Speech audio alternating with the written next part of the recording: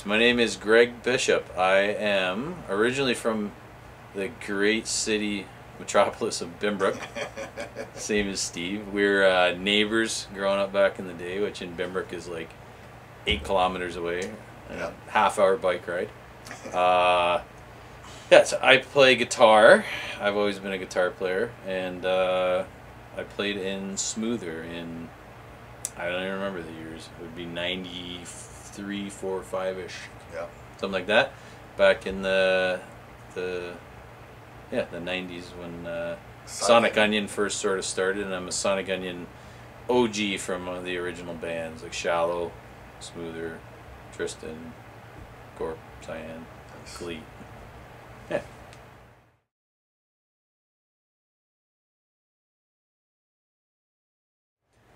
So my main influences growing up, I'd have to cite being a country boy and landlocked out in nowhere land in Binbrook, as it was back then, where really like my parents are awesome and people in the community and hardworking people, and we're surrounded by farmers that worked hard every day, and it just I think that instilled in me a good work ethic and a sense of community, and also you learn to be content with being quiet and being alone back then, you know what I mean?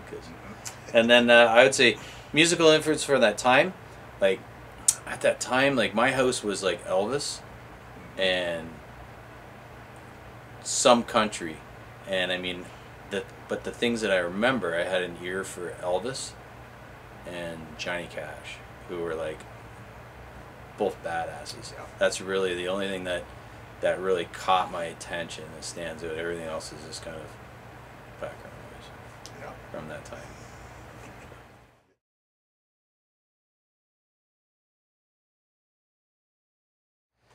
So what got me into punk and hardcore? I would have to say the first thing that struck me was the look. There are some local punkers, and Steve and I know all of them, like Rob and Dion, and older guys that were like a few years old, a couple years older than me and a few years older than Steve and stuff, and I'm like, what is this all about? And then like that was just sort of it. So investigating that, I heard the music and I just never looked back. Like it was just awesome, and the aggression and the speed, and it just fits into a 13-year-old's head.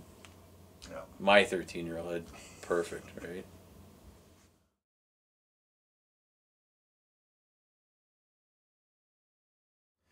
Okay, so first concert, Steve and I were actually talking when I got here, and we went to the exact same first concert. It was Platinum Blonde, who were absolutely rad, and it was 85. I think so. Is that a good guess? Yeah. At Hamilton Place, and it was the best. I got a bandana, like a Platinum Blonde bandana, and I just wore it everywhere after that. And I think I wore like cut off ski gloves, like Billy Idol gloves. Yeah. So sick.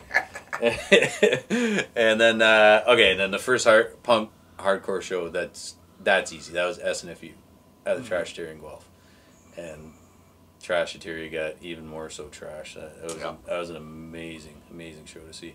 Who I went with, you got to try and do an interview with him, and if you don't know him, then we should meet him one day.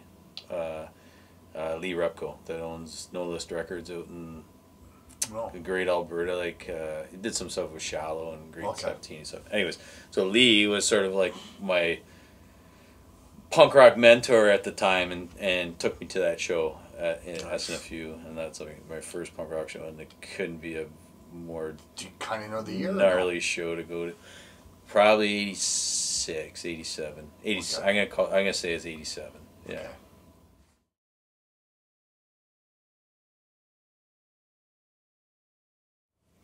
All right, some of my favorite shows. I don't even know. I gotta talk fast because there's a lot. But like, obviously my first, that Platinum Blonde show as a kid, and I was just like, okay, music is like the way to go. It's amazing. And then, working up from there, I would say SNFU is obviously amazing, but one of the most probably memorable shows. It's not really in the, well, it's in the wheelhouse of alternative music. It was I saw Skinny Puppy in Toronto in like 87, 88. That would have been awesome. And I have, to this day, I have dreams about that show. It was crazy. Enough said. Like, Yeah. But yeah, definitely most memorable. Favorite, I don't know, but it was very memorable and really good. But you know what? The things that stick with me the most is the California bands, like from the '90s era, like Face to Face, and Yep. you know, all those bands, like Guttermouth. yeah, Guttermouth always had great shows, and like all the shows at the Opera House and Snow Jams and yeah. Warped Tours were rad and they were badass, but like those Opera House shows and the concert hall shows, even Yes, yes. Pantera and White Zombie Yes. in '89 at the concert hall. That was crazy. I saw Pantera and White Zombie at Cops Coliseum in '96. Oh, okay. I think. Yeah. Yeah, so I went with Job Joe Manning, yeah. and a couple like Vicky. Probably Getfay. Anyways, yeah, to Toronto to see that show in '80. We're just out of high school, so '89, or still like in grade 12 or something like that. So that was crazy at the concert hall, which holds like what 500 people. So people are jumping off the balconies and stuff, and it was just wild. And yeah, like I say, I can go on forever, but I mean every show like that is the intensity is just wild and stuff. And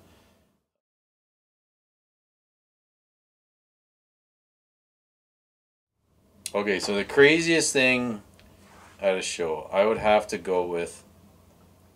I think about this because a friend and I were talking about it, like, one day, and then I saw a post. Trigger Happy put a post up. Al. Yeah, Al put a post up like 2 days after my friend and I were talking about it, and it was the AFI show. AFI when Trigger Happy played, and I think I don't remember everybody else who was on the bill or whatever. So when Davey Havoc sort of turned the crowd onto that bouncer, I was there. Yeah, me too. I interviewed Davey Havoc. Now I remember seeing you there. Yeah. And I interviewed Davey Havoc. Next time I saw him, I interviewed Davey Havoc about that incident. Right. Yeah. And I remember him saying. So he sort of, what did he do he went, get that guy. Yeah. And then everybody turned on this bouncer. I had Somebody never seen a jumped human being move that fast in my life. Somebody jumped off stage and the bouncer grabbed him and laid a shot on him and punched him. And he said, well, he's being a douche, like no doubt, right? But David Havoc said, this guy does hurt one, you motherfuckers, get him. Yeah, get him. Yeah. But that guy, he was going Mach 12. And I was standing, you remember the Opera House, the tall tables, right? I was standing at the table that he jumped over. Because he was coming straight at me, and I moved back about like 10 feet, and that dude jumped straight in the air and vaulted that table, like running still in the air, and landed running, and I think he just went and like ended up across the street on the other side of the road. Didn't look for traffic or anything. Wow. Whew, and just like gone.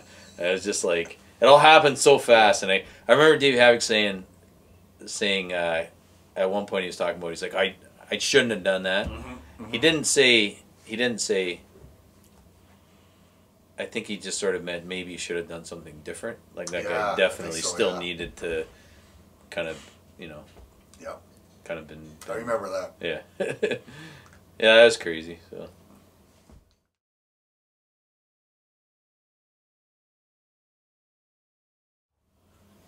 So a list of bands. So the first band was with friends of ours. Steve and I both grew up with Rob and Dion. We had like 2 band practices, 3 band practices. Never made it out of the basement. Punk rock bands, right? Like there's a picture of me on Facebook somewhere. All 3 of us at band practice. Nice. Yeah, we looked pretty badass. And then then it was smoother. I got lucky, and I had friends that were in a band that was established at the time called Sponge from Saltfleet High School there. Yep. And they were looking for a second mediocre guitar player to jump in, and I was lucky enough to be friends with them, so they asked me. So I essentially locked myself in a room for 3-4 weeks and brushed up on my guitar skills, and off we went. And that's it for my musical history. And Nice. That went on for a few years, maybe. I think. Yeah. Yeah. Yeah, quite a few years actually. Yeah, I don't even remember. Me Yeah. either.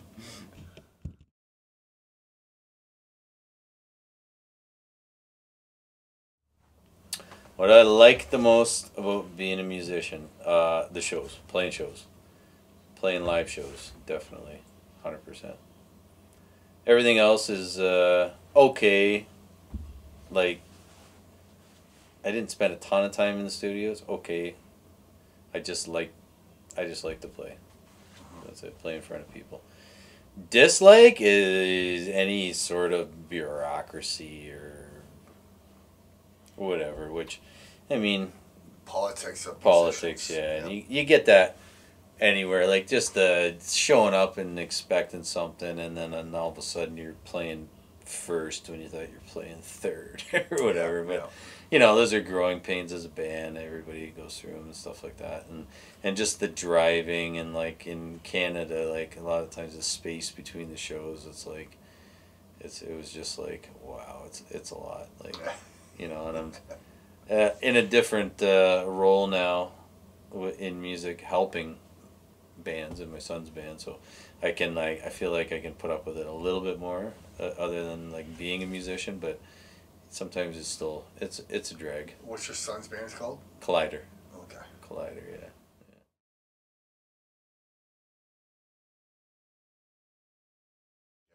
Okay, so my favorite food, I'm gonna have to go. I'll start out in the realm of Asian. So I'm a Chinese food guy, Thai guy, all that kind of stuff. So, but if I had to pick a favorite, probably gonna say, and I'll try and use the proper. Is that your cat? Oh, try and use the proper pronunciation. A good bowl of pho, because I like going out with what? Pho. Oh, pho. Pho. Okay, yeah. Soup, right? Okay, yeah. So I like going out, sitting down. I love the process. Everything different, and everybody's soup is different, and I just love it. It's something I do with my kids and the family, and yeah. So, got to pick one. That's got to be it. Nice.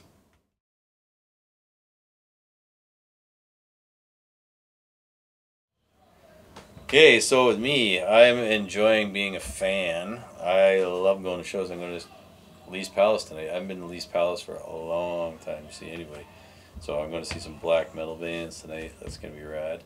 And hitting up all the shows I can. So just saw Agnostic Front, just saw Rancid, Murphy's Law. Just love going to shows. My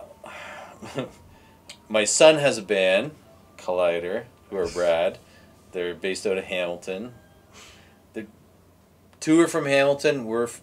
Murray was technically not from Hamilton, but close enough. His dad's from Hamilton. What's your son do in the band? He's a drummer. Okay. Drummer in the band. Yeah, my son plays drums in Collider. So my official title with Collider is the spiritual advisor and band wrangler and chef and everything else. Taxi driver. Yeah. So yeah. So with that, we're having a good time. We just recorded an album, 10-song album coming out soon. Nice. Yeah, so and that's fun. We're playing some shows. Just did some cool punk shows. We just played with the Ripcords twice, last month or this month, sorry. And we've just getting out there, playing shows for about a year, and just getting ready to see where the next year takes us. Nice. I just wanted to say thanks to Steve for having me. This was fun catching up, and we've known each other what? We're just talking about it. We're arguing, and it's 38 to 40. 38 to 40 years. Yeah. And it's like I don't think I've seen you for 10 or 5 maybe. 5. Yeah, but before that was about that long again, and every time we run into each other, it's like that's how it should be. It's like we saw each other yesterday. Yes. So, yeah, Stronger Than Ever Videos is a cool entity. It's doing a lot for the hardcore scene, punk rock scene, music scene, and in and around Hamilton and beyond. Right, you're interviewing lots of people, and you've been doing it for years. And yeah, I check out some of your old videos. That old Rancid concert that you shot. It's like one of my faves. Oh yeah. I can't even remember what year it was, but they had mohawks, right? So it was a long time ago. 94, I think. Yeah, yeah. So thanks for having me, and no problem, buddy. Yeah, for sure, man. Cheers. Cheers.